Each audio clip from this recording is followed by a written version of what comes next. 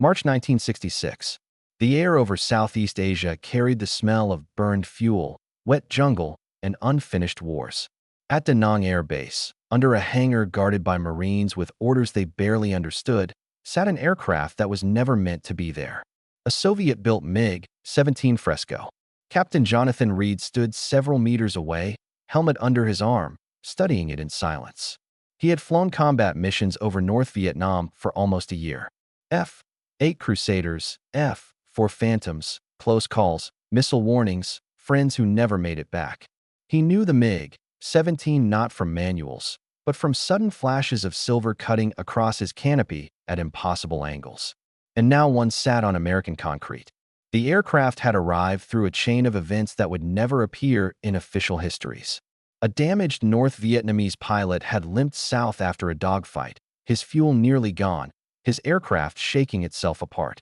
Disoriented, bleeding, and desperate, he landed on a deserted strip near the Laotian border, one recently secured by friendly, irregular forces. Within days, the MiG was disassembled, flown out in pieces, and quietly reassembled at Da Nang. The operation had no official name. It didn't need one. Everyone involved knew it didn't exist. Reed circled the MiG slowly. Compared to American fighters, it looked honest. No massive radar nose. No bulky intakes. Just swept wings, a slim fuselage, and twin cannons embedded like clenched teeth beneath the cockpit. One crew chief broke the silence. "That thing's older than most of our jets," he muttered. Reed didn't answer.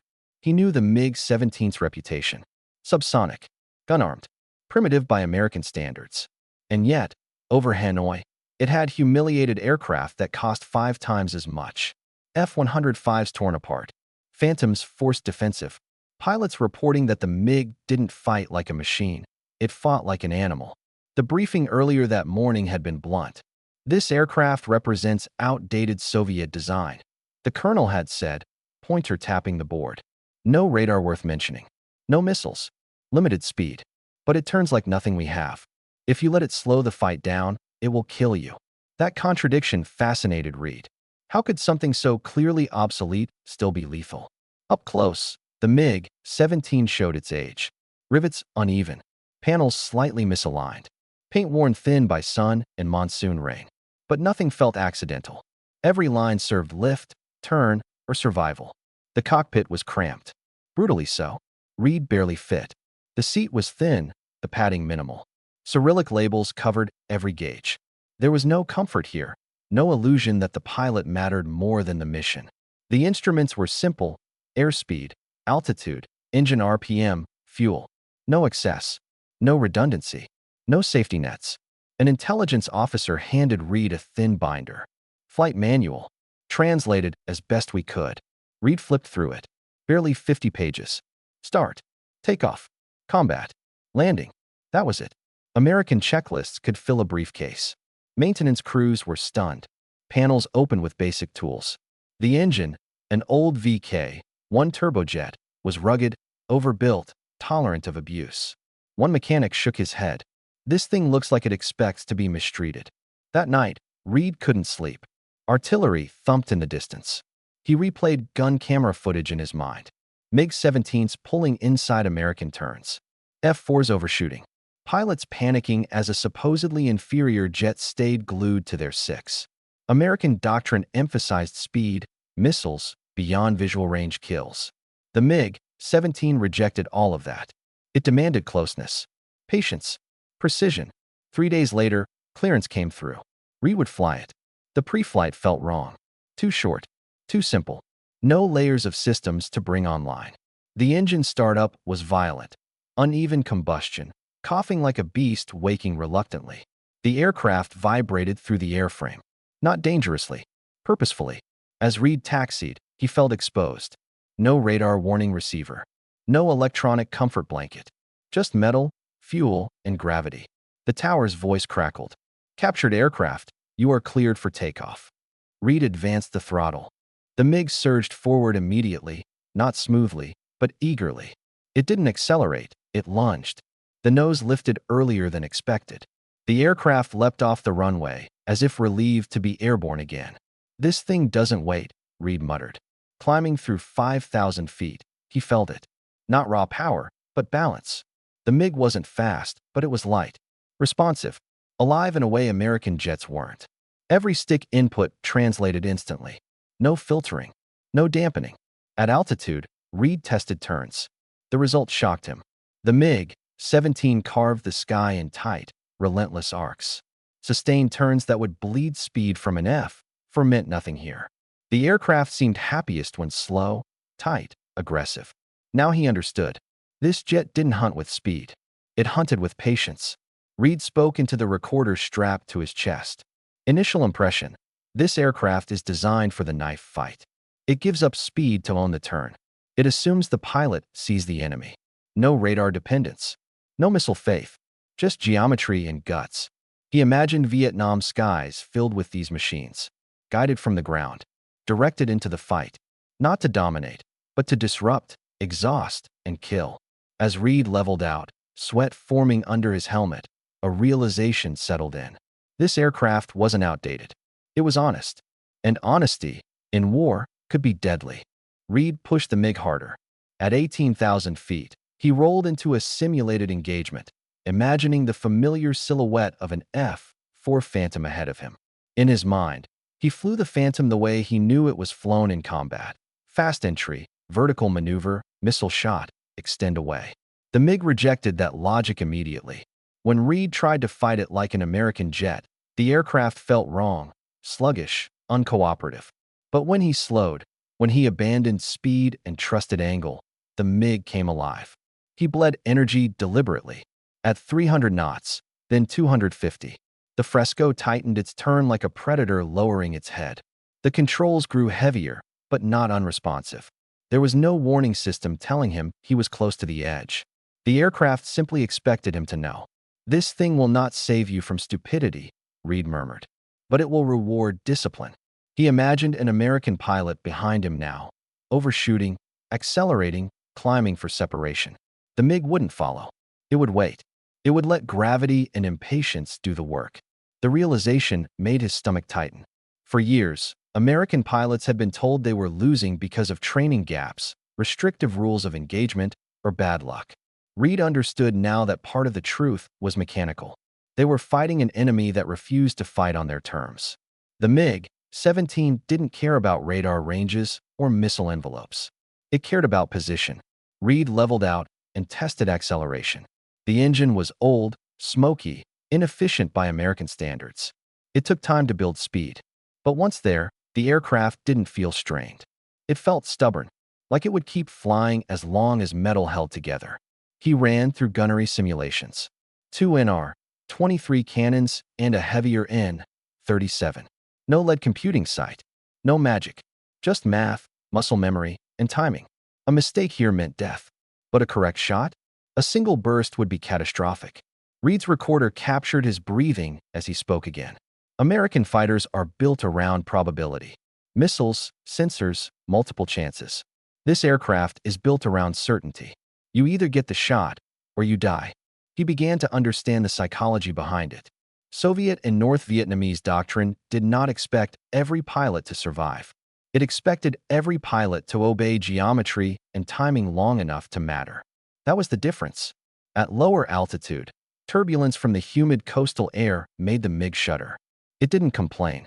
The airframe flexed and absorbed it like a tool used too often to break. Reed thought about the airfields he'd seen in Vietnam.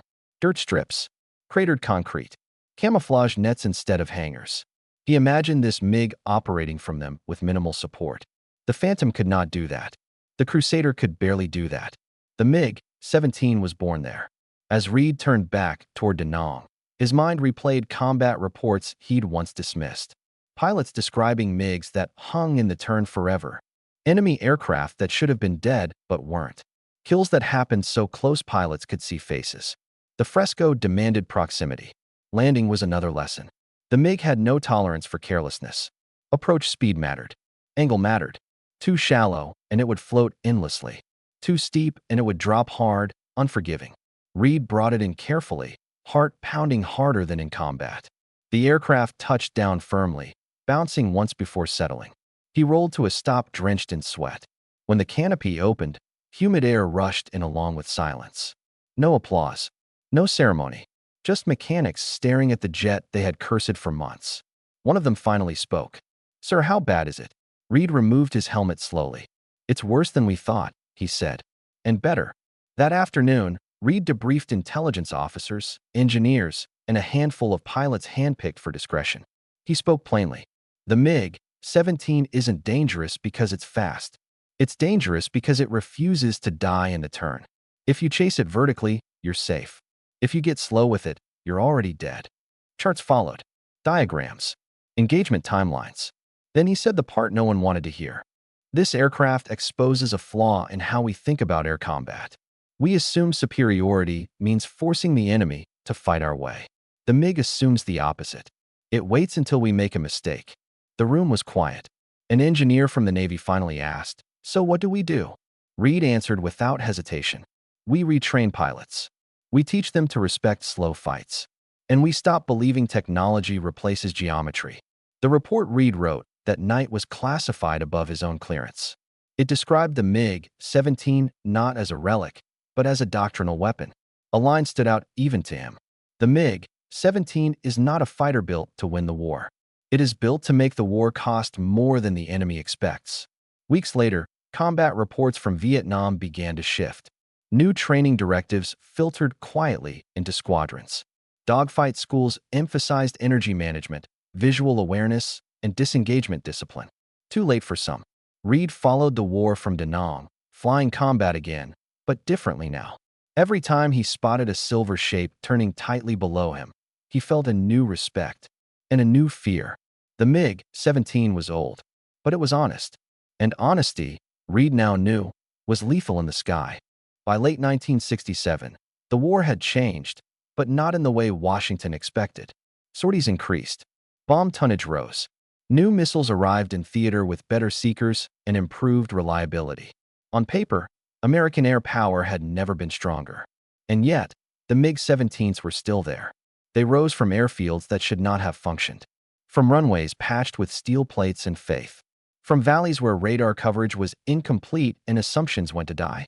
Reed read the reports every night. Engagements lasting less than a minute. Pilots surviving only because they broke away early. Others not surviving at all. The pattern was unmistakable. Whenever American aircraft were forced into slow, visual fights, losses followed. The MiG-17 never dominated the sky. It poisoned it. In one particularly grim debrief, a young phantom pilot described the moment he realized he was already dead. "I had him," the pilot said, hands shaking. "On paper, better jet, more speed. I thought I could outturn him just long enough to get tone. But he didn't turn like a jet. He turned like he didn't care if he lived." That sentence stayed with Reed. The MiG-17 did not promise survival. It promised consequence.